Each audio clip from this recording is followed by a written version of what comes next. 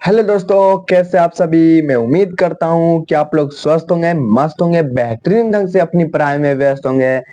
आज मैं आप लोगों के सामने जुनून और बहुत बेहतरीन ढंग से आया हूँ और नए चैप्टर, जैसे कि ऑलरेडी आपकी क्लास केमिस्ट्री का चल रहा था, लेकिन मैं नए टॉपिक के सामने आया हूँ। जैसे कि मैं केमिस्ट्री का क्लास आप लोगों को फर्स्ट फर्स्ट पार्ट सेकेंड करवा दिया था, लेकिन आपका जो पार्ट यह जो है पार्ट थ्री है। लेकिन अगर आप लोग हमारे चैनल को सब्सक्राइब नहीं किए हैं तो अभी तुरंत हमारे चैनल को सब्सक्राइब करें, और इस क्लास को लाइक नहीं किए हैं तो लाइक जरूर कर दें। और बात तो यह रहती है कि हमारा क्लास आप लोगों को कैसा लग रहा है, आप कमेंट में तो फीडबैक जरूर दीजिए, ताकि मैं अपने आप को भावुक हो सकता हूँ कि नहीं, मैं बच्चों के लिए कुछ अच्छा कर रहा हूँ। तो आप लोग हमें सपोर्ट बनाइए, और जैसे मैं आप लोग को पढ़ा रहा हूँ आप लोग भी हमारे साथ पढ़िए, तो मैं भी आगे बढ़ूंगा और मैं आप लोगों को आगे बढ़ने का टिप्स बताऊंगा। तो हम में आप लोग सपोर्ट करें। और मैं आप लोगों को अगले भी क्लास में बताया था कि बहुत जो बच्चे थे कमेंट कर रहे हैं कि भैया लाइव क्लास कब से स्टार्ट कीजिएगा, लाइव क्लास कब से स्टार्ट कीजिएगा। तो मैं आप लोग को ऑलरेडी बोल रहा हूँ कि आप लोग जितना जल्दी 50 सब्सक्राइब पूरा देते हैं तो मैं आप लोगों के लिए लाइव क्लास स्टार्ट कर देता हूँ। क्योंकि हमारे लाइव क्लास करने के मेरे अंदर नहीं, आप लोगों के अंदर है। आप लोग जितना जल्दी 50 सब्सक्राइब पूराइएगा उतना जल्दी मैं आप लोगों को लाइव क्लास स्टार्ट कर दूंगा। मेरी कंटेंट पूरी तैयार हो चुकी है, आप लोग जितना जल्दी सपोर्ट करोगे उतना जल्दी लाइव क्लास आएगा। तो चलिए, मैं क्लास को स्टार्ट करने से पहले मैं आप लोगों को एक मोटिवेशन शायरी सुना देता हूँ। जैसे कि ऑलरेडी मैं हर एक क्लास में आप लोग को मोटिवेशन शायरी सुनाकर ही क्लास को स्टार्ट करता हूं, और आप लोग तो बहुत अच्छे से सुनते भी हैं और हमें सपोर्ट भी करते हैं।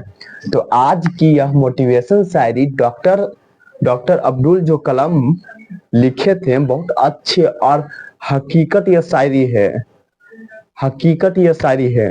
तो चलिए, मैं डॉक्टर अब्दुल कलाम का एक शायरी मोटिवेशन स्टार्ट करता हूँ। सपने सपने वह नहीं जो सोते समय देखते हैं, सपने वह नहीं जो सोते समय देखते हैं, सपने वह होते हैं जो हमें सोने नहीं देते हैं। जैसे कि आपने सुना कि सपना वह होता है जो हमें सोने के लिए नहीं देता है। आप लोग अधिकतर सपना जब सोते हैं तो आपको सपना में आता है कि वाह, मैं तो BMW का मालिक बन गया हूँ, मैं तो बिजनेसमैन बन गया हूँ। लेकिन आप लोग जब सुबह उठते हो तो कुछ नहीं। लेकिन आप उस काम में सक्सेस हो सकते हो जैसे कि आप यह काम कर रहे हो, लेकिन वह काम करने के बाद वह जो काम आप लोग कर रहे हैं उसमें आपकी नींद चैन सब खो गया है, लेकिन आप लोग दिन रात मेहनत कर रहे हो, तो वह सपना साकार होता है। ना कि हम सपना देख लिए सोते समय वह मेरा साकार हो जाएगा, ऐसा बात नहीं है। मेहनत कीजिए, कंटिन्यू मेहनत कीजिए, रुकिए मत, एक दिन सफलता शोर जरूर मचाएगी। जैसा कि तेरा भाई कंटिन्यू मेहनत कर रही है, आप लोग भी मेहनत कीजिए मेरे साथ। तो चलिए, मैं क्लास को स्टार्ट करता हूँ, लेकिन फिर से बोलता हूँ कि आप लोग हमारे क्लास को हम लाइक नहीं कर लाइक कीजिए, और चैनल को सब्सक्राइब जरूर कीजिए, क्योंकि बहुत कंटिन्यू बहुत अच्छे अच्छे देखो कितने अच्छे सजा कर, और मैं आप लोग को एकदम एक एक पॉइंट समझा समझा कर पढ़ाता हूँ। तो जैसे कि अभी क्लास में ही आप लोग को पता चल जाएगा कि आज मैं कितने बेहतरीन ढंग से आप लोग को पढ़ाऊंगा। तो चले स्टार्ट करें। तो चलिए, मैं स्टार्ट करता हूँ। जैसे कि जैसे आप लोग माने बिहार बोर्ड ना, बिहार बोर्ड क्लास 10 ना, केमिस्ट्री चैप्टर 1 रासायनिक अभिक्रिया एवं समीकरण ना। जैसे केमिकल रिएक्शन एंड इक्वेशन, यह जो केमिकल रिएक्शन एंड इक्वेशन है, रासायनिक समीकरण, रासायनिक अभिक्रिया एवं समीकरण, यह हमारा पार्ट 3 है। यानी जो मेरा यह क्लास चल रहा है यह मेरा थ्योरी क्लास है, मतलब पहला दूसरा क्लास हम केमिस्ट्री पर ले चुके हैं और यह मेरा दूसरा क्लास है। लेकिन आप लोग हमारे क्लास को नहीं देखे हैं तो अभी जाइए, प्लेलिस्ट में आपको ऑलरेडी मिल जाएगा, तो आप लोग जाकर देख लीजिए। ऑलरेडी मैं 4 क्वेश्चन आप लोगों को बता दिया हूं, आप लोग जाकर देख सकते हो बहुत अच्छे तरीके से। यह क्लास आप लोग देख लीजिए, उसके बाद वह देख लीजिएगा। तो जैसे आज मैं आप लोगों के लिए लाया हूं निष्क्रिय निष्क्रिय अक्रिय नोबेल गैस का नाम लिखें। सबसे पहले तो मैं आप लोग को यह बताता हूं कि निष्क्रिय जो गैस है, अक्रिय गैस है और नोबेल गैस है, यह तीनों एक ही आदमी का नाम है। जैसे आप हो ना, आपका नाम मम्मी रोहित रख दिया, आपके पापा आपको नाम राकेश रख दिया, आपके मौसी नाम रख आपको आपका नाम मौसी आपका नाम रोहित रख दिया ना। सभी को आपको ही अलग अलग नाम रख दिया, तो ही जो है ना निष्क्रिय गैस अक्रिय निष्क्रिय गैस को भी अक्रिय गैस कहते हैं, निष्क्रिय गैस को ही नोबेल गैस कहते हैं। तीनों एक ही गैस है, लेकिन हम आपको ऐसे भी बता सकते थे कि निष्क्रिय गैस का नाम लिखिए, लेकिन अगर हम आपको एक ही बता देते कि निष्क्रिय गैस का नाम लिखिए, लेकिन परीक्षा में आ जाता कि नोबेल गैस का नाम लिखो, तो वहां पर तो सारे मेरा ही दोष होता कि मतलब भैया आप तो नोबेल गैस पढ़ाए ही नहीं ना, अक्रिय गैस पढ़ाए ही नहीं। इसीलिए मैंने सोचा नहीं, बच्चों को तीनों नाम लिख देते हैं। तीनों एक ही गैस है तीनों भी, लेकिन नाम लिख देते हैं ताकि बच्चों को अगर परीक्षा में अक्रिय गैस भी आए तो वही चीज हुआ, नोबेल गैस भी आए तो वो भी चीज हुआ, और निष्क्रिय गैस भी आए तो वो भी चीज हुआ।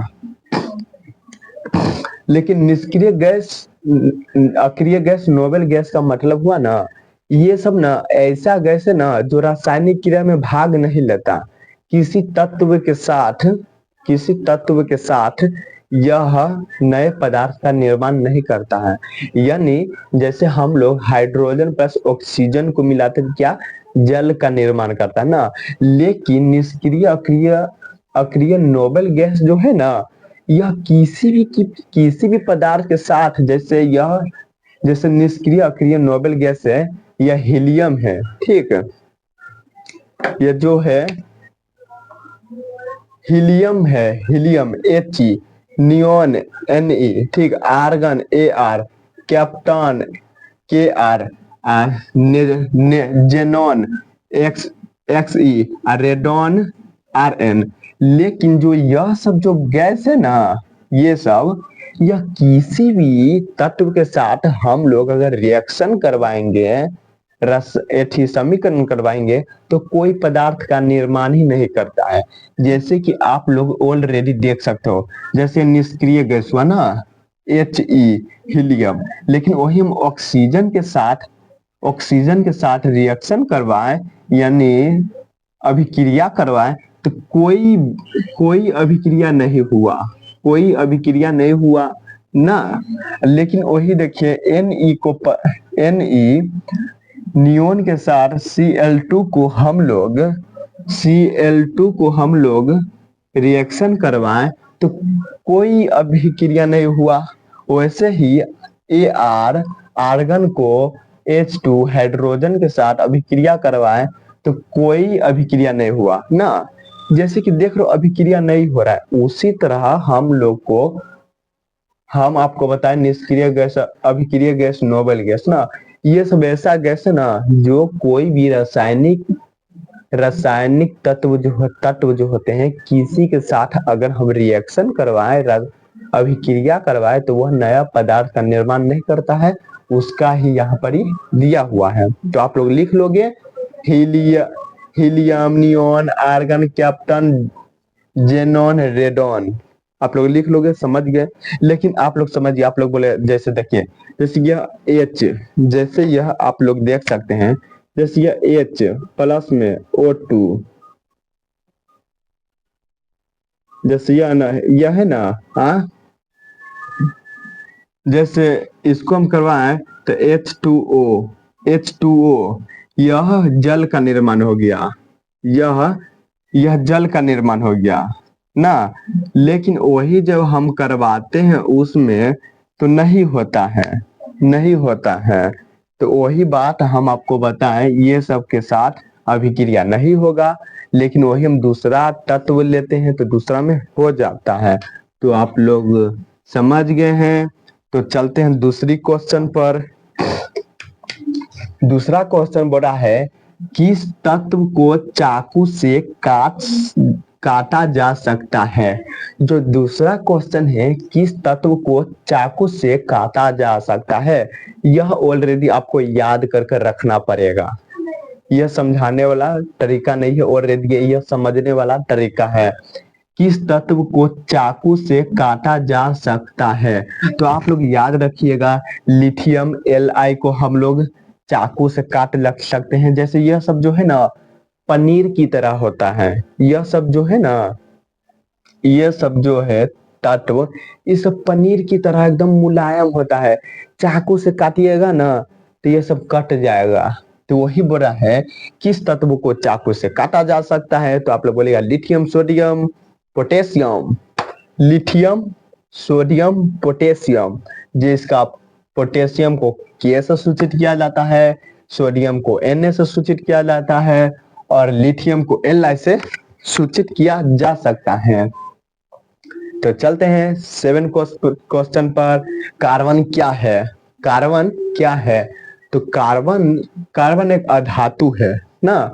कार्बन एक अधातु है, इसे C से सूचित किया जाता है, लेकिन मुख्य रूप से नहीं, वैज्ञानिक रूप से। जैसे कार्बन क्या है, कार्बन जैसे है ना, कार्बन अधातु है, अधातु है।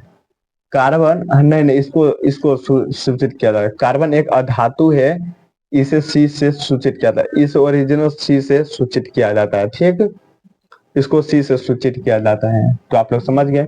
लेकिन वही 8वां क्वेश्चन बोल रहा है, कार्बन मुख्यतः कितने रूप का होता है ना। कार्बन बहुत तरह के होता है, ऐसा बात नहीं, कार्बन बहुत तरह का होता है, लेकिन यहाँ पर हम लोग से पूछा जा रहा है कि मुख्यतः कितने रूप से होते हैं। तो आप लोग बोलिएगा कि सर भैया मुख्यतः का मतलब क्या होता है। तो जैसे हम आपको बता दें, जैसे मुख्यतः का मतलब होता है, जैसे आप हो ना, अगर आपको बोल दिया जाएगा कि आपके पास ऑप्शन है, आप लोग यूपीएससी करना चाहते हैं, या रेलवे नौकरी करना चाहते हैं, या बिहार पुलिस करना चाहते हैं, या बिजनेसमैन, तो आप तो लालच के मामले में बोलबे करिएगा कि हमको तो, और अगर सारा जॉब मिल जाएगा तो हम सारा जॉब कर लेंगे। लेकिन आपको वहां पर बोला जाएगा कि मुख्यतः, मतलब 1 2 3, 1 से 2 तक जवाब दीजिए कि मुख्यतः आप कौन कौन जॉब कर सकते हो। तो आपने चूज किया यूपीएससी या बिजनेस ना, तो मुख्यतः रूप से हो गया, 1 2 मुख्यतः हो गया ना। लेकिन अन्य को मुख्यतः नहीं हुआ। तो वही बोल रहा है, कार्बन मुख्यतः कितने रूप का होता है, तो हम लोग बोलेंगे कार्बन मुख्यतः 2 रूप का होता है। तो आप लोग बोलेगा कौन कौन, तो पहला हो गया हीरा, हीरा जिसको डायमंड कहते हैं। अब दूसरा हो गया ग्रेफाइट ना। आप लोग बोलिएगा ग्रेफाइट क्या होता है, तो ग्रेफाइट, अगर आप लोग पेंसिल से जब लिखते हैं ना, पेंसिल, तो पेंसिल का जो नीवल होता है ना लिखने वाला, वही ग्रेफाइट होता है, इसमें लाइन भी आते हैं, तो वही ग्रेफाइट हो गया। लेकिन चलते हैं 9 क्वेश्चन पर। 9 क्वेश्चन बोल रहा है, प्राकृतिक रूप से सबसे कठोर पदार्थ कौन होता है ना। प्राकृतिक रूप से सबसे कठोर पदार्थ कौन होता है, तो आप लोग बोलिएगा ऑलरेडी कि हीरा होता है ना। हीरा जिस सी से, हाँ यहाँ पर जैसे कठोर पदार्थ हीरा है ना, हीरा सी से सूचित किया जाता है। लेकिन आप लोग बोलिएगा कि भैया कार्बन को भी सी से सूचित किया जाता है।